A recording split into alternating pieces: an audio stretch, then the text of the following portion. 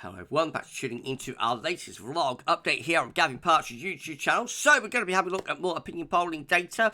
We're going to check out the latest prediction for the next UK general election from Electoral Calculus. That was released at the end of July based upon the opinion polls that were conducted throughout the month of July. We'll have a look at those polls, and of course we'll have a look at the overall government approval tracker from YouGov as well. So this is your August 2025 opinion poll tracking video, and I'll get on with it for you in a second. Just say that if you're enjoying the vlogs on the channel, please do like, share and subscribe. Thanks so much everyone for doing that. We're still a long way from the next general election, so the election is probably going to be either in 2028 if things go well for the government. Things aren't going particularly well, so I would imagine it would be more likely 2029, means that we've got several years still to go. We'll be doing these vlogs every month, you know, charting how opinion changes. So no long way to go, and early days for this parliament, most likely, unless something very strange and unexpected happens, which you can't rule out, of course, in politics. But you know, as far as we know, we're a long way off from the election, but nevertheless still of interest to see how things are working out. Right, okay, so let's have a look at the latest prediction then. So in 5, in 4, in 3, in 2, in 1, here we go. Whoops, got that wrong, didn't I? Let's do that again. In 5, in 4, in 3, in 2, in 1, here we go.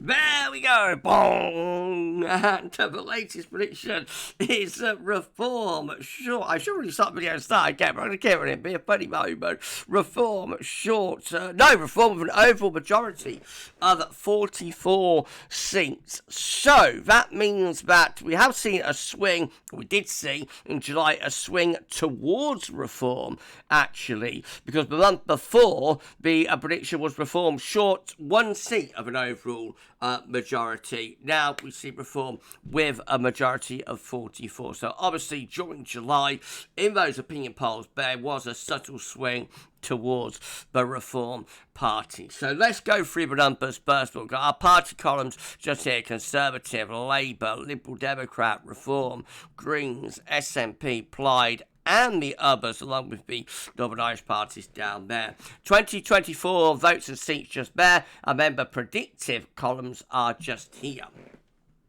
So, check out the Conservatives on a predicted share of the vote now of just 17.8%, dropped down to 17%, the oldest and most successful political party in the Western world on 17% of the vote. Absolutely extraordinary, with a central seat prediction of just 35 seats. Of course, there's a margin of error there. So at the high end, they could be as high as 160. At the low end, they could be down to 16. But like the central prediction, 35 is absolutely catastrophic for the Conservatives. 121 in 2024 was a catastrophic result for them. But even worse, if that is right, Labour on a central prediction of just 22.5%. So Labour doing really badly as well. They are on a central seat prediction of 138 seats. That would be a catastrophic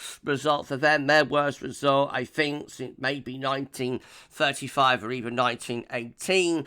At the high end, margin of error, they could be as high as 287, well short of an overall majority. At the low end, they could drop down to just 55 seats, almost as bad as the Conservatives. And then we see the Liberal Democrats on a central prediction of 14.5%. So the Liberal Democrats actually increasing their predicted share of vote based on what they got at the general election, 12.6. That yields them a central prediction of 67 seats. That's a bit down, interestingly, on the 72 they got at the last election, despite their vote share being up. The reason for that would be a slight unravelling of tactical voting, I suppose. At the high end, they could be as high as 102 seats. At the low end, they could be down to 31 seats. seats. And then, of course, we come to Reform on a central seat prediction, or central share of vote, I should say, of 30%, a nice round 30%, giving them a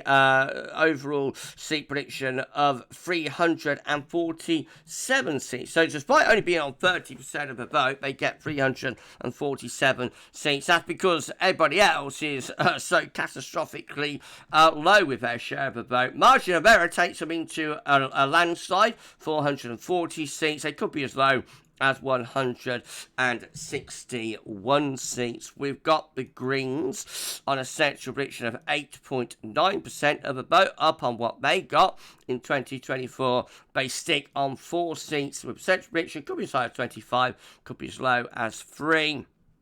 Multi-party politics definitely at work here.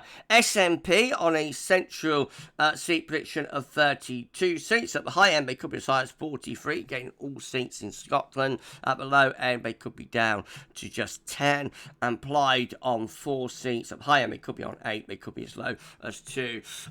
Overall central prediction of Reform on 44, on a majority of 44 with 347 seats. Interesting to note that on these central predictions, we would see, so obviously Reform would be like the government, would be the governing party. Labour would be the official opposition, but Liberal Democrats would be the third party, and the Conservatives would be like the fourth party, possibly actually the fifth party if they was to fall under the SNP, which would be absolutely extraordinary. And those of us that, grew up with the Conservatives always in government or seemingly winning elections, that's absolutely incredible what's happening to the Conservative Party there, mostly due to the rise of Reform and the direct switch from Reform to from the Conservatives to Reform. But Labour also doing very badly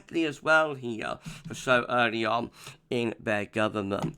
Anyway, let's have a look at the overall opinion polls that prediction is based upon. So these are all of them that were conducted during July. We got the last one up here, 29th to 31st of July by BMG. We've got the first one here on the 2nd of July from Find Out Now. What's apparent when you look at this is that every opinion poll had Reform in the lead. Of course, they do vary in the size of that lead. So, for example, we've got more in common just here, with Reform only having a 3% lead on 27 to, I think that's the Conservatives, 24, and Labour on 20. Now, that can't be right, can it? No. So that's the Find Out more in common, I should say, with that 3% lead. Where is it just there? It's Reform 27, Labour 24, and the Conservatives 20%.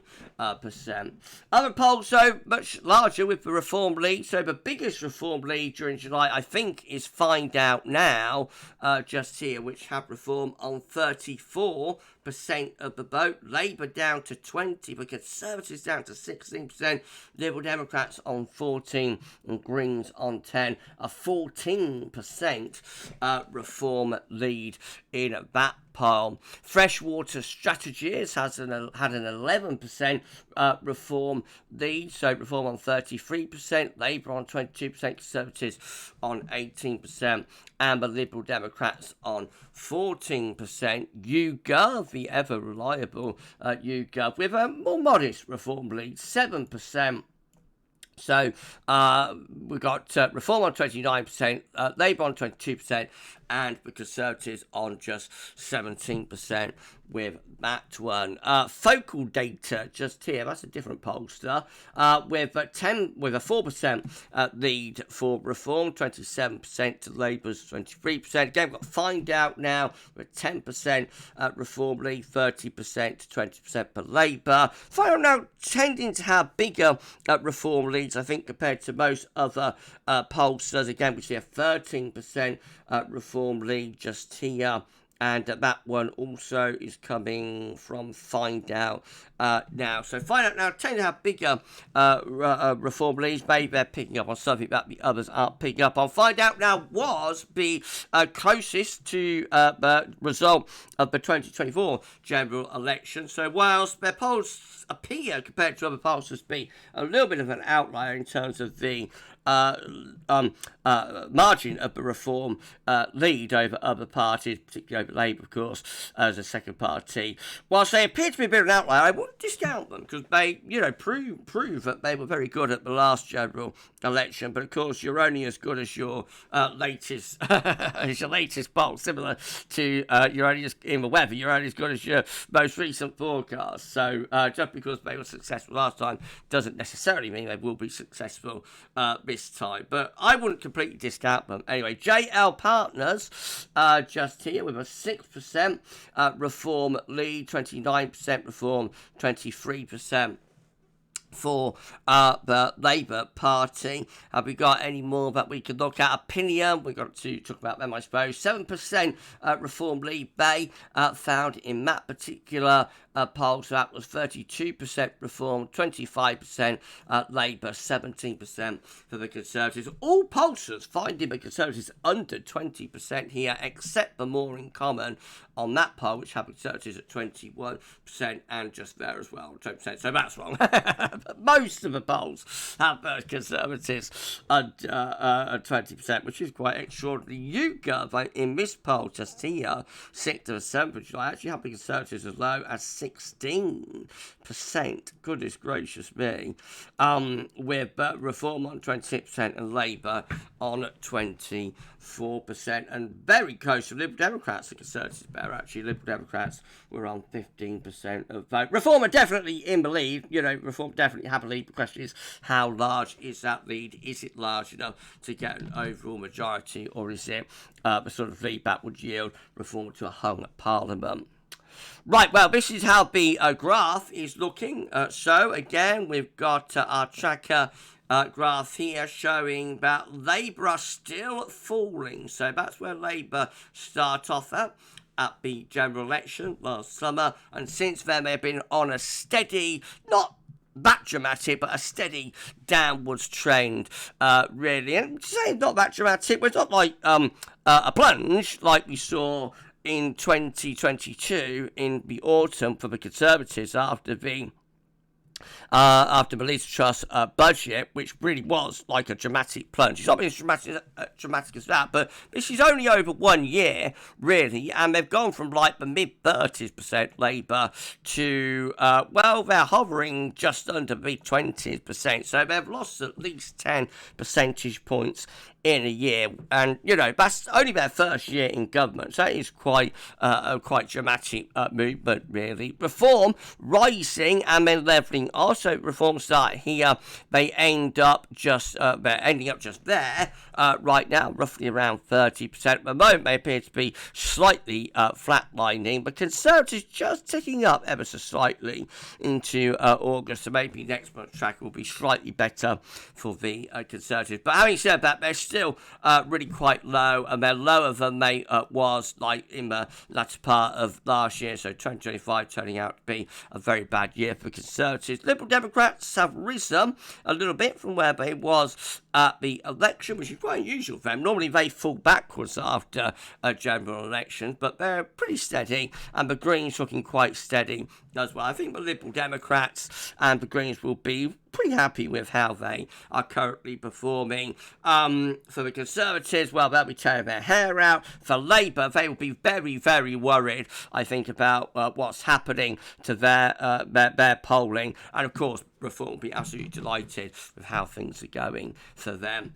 And as far as government approval is concerned, well, that's continuing to get worse, actually, for the government. So this is how the tracker is currently looking at the moment. We find 68% are disapproving of the government and 13% are disapproving. Notice how the trend line for for approval is continuing to fall away, and the disapproval trend line is very gradually taking up. Isn't quite yet at the levels we saw around the autumn of 2022 for the Conservative government, where about 77% of the electorate were disapproving of the government there. Not quite as bad as that, but nevertheless, for so early on in a government, that is a pretty disastrous in terms of approval to disapproval there. And once more we see that people approving of the government underneath the don't knows. When that happens, it's always a bad sign for the governing party.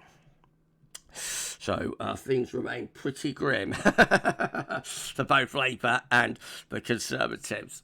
Right, so back to central prediction. Reform overall majority of 44, based on the opinion polls that were conducted during July 2025. We shall wait and see how things develop over the coming months. Of course, we'll do our next tracker for you next month, and that'll be based on August opinion polls. If you enjoyed the video, please can you give us a like, share, subscribe, all of that good stuff. And we'll be back with more next month. For this one, that's all for now. And thanks so much.